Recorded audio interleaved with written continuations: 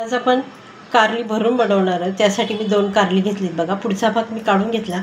आता मागचा भाग पण असा काढून घेते।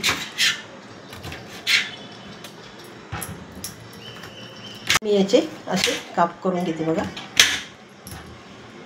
आता मधून याला असं चिरते बघा आणि याच्यातल्या बिया काढून घेते। अशा सगळ्या बिया काढून घेतल्यात मी आणि बाकीचे पण बिया काढून घेते। थोडं मीठ आणि हळद घेतली थोडी।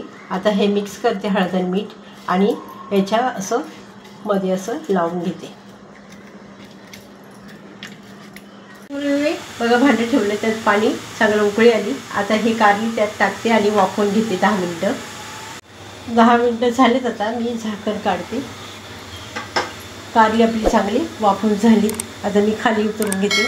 गॅसवर मी पॅन ठेवला, त्याच्यात एक शेंगदाणे टाकते आणि चांगले भाजून घेते। त्याच्यात 1 चमचा धने घेतलेत मी, ते धने पण भाजते आणि 1 चमचा खोबऱ्याचं खीस घेतलाय, तो पण भाजते। 1 चमचा तीळ घालते, आणखीन 1 चमचा तीळ घालते। लसणाच्या पाकळ्या पण त्यात टाकते आणि चांगलं भाजून घेते। आता मी काढून घेते। त्यात 2 चमचे लाल तिखट घालते मी।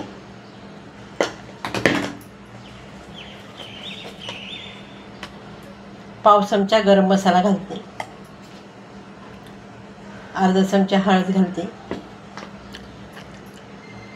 त्याच्यात कोथिंबीर घातली बघा आणि मिक्सरच्या भांड्यात ओतते। आता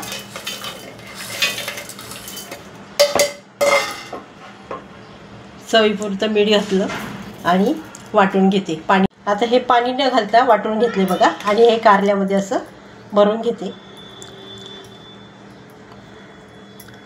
पॅन ठेवले, त्याच्यात थोडंसं तेल घालते बघा।